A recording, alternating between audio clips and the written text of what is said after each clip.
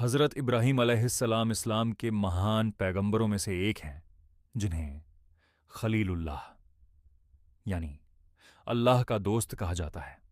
उनका जीवन ईमान, सब्र, कुर्बानी और तौहीद एक अल्लाह की इबादत की सबसे बेहतरीन मिसाल है। उनका जन्म एक ऐसे समाज में हुआ था जहां लोग पत्थर और लकड़ी के बने हुए बुतों, मूर्तियों की पूजा करते थे। उनके पिता का नाम आजर था, जो खुद भी बुत बनाते और बेचते थे। बचपन से ही हज़रत इब्राहीम अलैहिस्सलाम बहुत समझदार और सच्चाई को पहचानने वाले थे। वह सोचते थे कि ये बुत कैसे भगवान हो सकते हैं, जो खुद अपने आप को भी नहीं बचा सकते। एक दिन उन्होंने अपने पिता से कहा, "ऐ मेरे पिता, आप उन चीज़ों की पूजा क्यों करते हैं जो न सुन सकती हैं, न देख सकती हैं और न ही किसी काम आ सकती हैं?" लेकिन उनके पिता ने उनकी बात नहीं मानी और उल्टा उन्हें डांट दिया। हज़रत इब्राहीम अलैहिस्सलाम हमेशा सच की तलाश में रहते थे। उन्होंने आसमान की तरफ देखा और सोचा कि शायद कोई बड़ा सितारा, चांद या सूरज ही असली खुदा हो सकता है। लेकिन जब उन्होंने देखा कि ये सब चीज़ें उगती और डूब जाती हैं, तो उन्होंने कहा, "मैं उन चीज़ों को पसंद नहीं करता जो डूब जाती हैं।" फिर उन्होंने ऐलान किया कि मैं अपना चेहरा उस एक अल्लाह की तरफ करता हूं जिसने आसमानों और ज़मीन को पैदा किया है, और मैं उसके साथ किसी को शरीक नहीं करता। उनकी ये बात लोगों को अच्छी नहीं लगी। खासकर उस समय के राजा नमरूद को बहुत गुस्सा आया। नमरूद खुद को खुदा समझता था और चाहता था कि लोग उसी की इबादत करें। हज़रत इब्राहीम अलैहिस्सलाम ने खुलकर उसके सामने भी सच कहा कि असली खुदा सिर्फ अल्लाह है। एक दिन जब शहर के लोग किसी मेले में गए हुए थे, तो हज़रत इब्राहीम अलैहिस्सलाम बुतखाने, मंदिर में गए और सारे बुतों को तोड़ दिया, सिर्फ एक बड़े बुत को छोड़ दिया।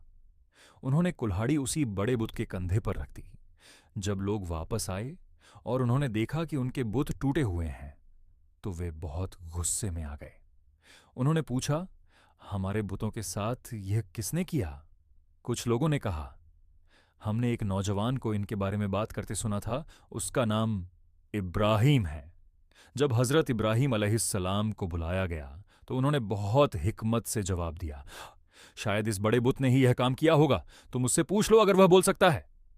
यह सुनकर लोग चुप हो गए, क्योंकि वे जानते थे कि उनके बुत बोल नहीं सकते।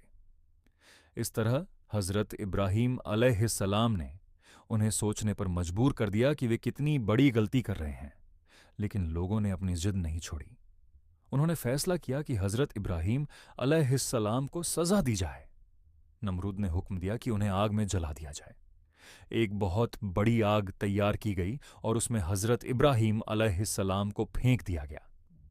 लेकिन अल्लाह ताला ने फरमाया, "ए आग, तू ठंडी और सलामती वाली हो जाए इब्राहिम पर।" और वह आग उनके लिए ठंडी हो गई।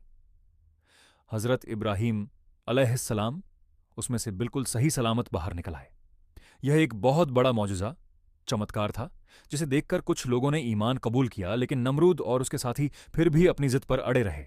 इसके बाद हज़रत इब्राहीम अलैहिस्सलाम ने अल्लाह के हुक्म से अपना शहर छोड़ दिया और दूसरी जगह हिजरत कर गए। उनके साथ उनकी पत्नी हज़रत सारा और उनके भतीजे हज़रत लूत भी थे।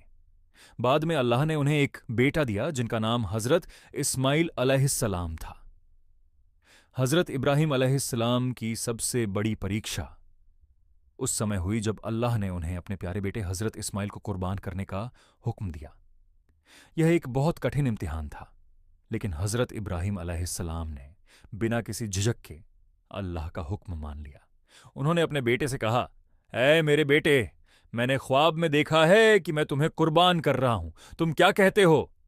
हज़रत इस्माइल ने जवाब दिया, "ऐ मेरे पिता, आप वही करें जिसका आपको हुक्म दिया गया है। इंशाअल्लाह आप मुझे सब्र करने वालों में पाएंगे।" जब दोनों ने अल्लाह के हुक्म के आगे सर झुका दिया और हज़रत इब्राहीम अलैहिस्सलाम अपने बेटे को कुर्बान करने लगे, तो अल्लाह ने उन्हें रोक दिया और उनकी जगह एक मेंढा भेज दिया। इस तरह अल्लाह ने उनकी कुर्बानी को कबूल किया और उन्हें इस बड़ी परीक्षा में कामयाब किया। इस घटना की याद में आज भी मुसलमान ईद उल अजहा, बकरीद का त्योहार मनाते हैं और कुर्बानी देते हैं। यह हमें सिखाता है कि हमें अल्लाह के हुक्म के आगे हमेशा झुकना चाहिए और उसके रास्ते में हर कुर्बानी देने के लिए तैयार रहना चाहिए। हज़रत इब्राहीम अलैहिस्सलाम ने अपने बेटे हज़रत इस्माइल के साथ मिलकर काबा शरीफ की तामीर भी की, जो आज मुसलमानों का सबसे पवित्र स्थान है। उन्होंने दुआ की, ए हमारे रब, इस घर को अमन का स्थान बना और लोगों के दिलों को इसकी तरफ मोड़ दे। उनका पूरा जीवन तौहीद, सब्र, सच्चाई और कुर्बानी का पैगाम देता है। उन्होंने हर हाल में अल्लाह पर भरोसा किया और कभी भी सच्चाई का रास्ता नहीं छोड़ा। सीख, मोरल। हज़रत इब्राहीम अलैहिस्सलाम का वाकया हमें यह सिखाता है कि हमें हमेशा सच्चाई का साथ देना चाहिए, चाहे कितनी भी मुश्किलें क्यों ना आएं। हमें सिर्फ एक अल्लाह की इबादत करनी चाहिए और उसके हुक्मों का पालन करना चाहिए। सब्र, भरोसा और कुर्बानी ही इंसान को महान बनाते हैं। इस तरह हज़रत इब्राहीम अलैहिस्सलाम का जीवन हम सबके लिए एक बेहतरीन मिसाल है, जिससे हमें अपनी जिंदगी को सही रास्ते पर चलाने की प्रेरणा मिलती है।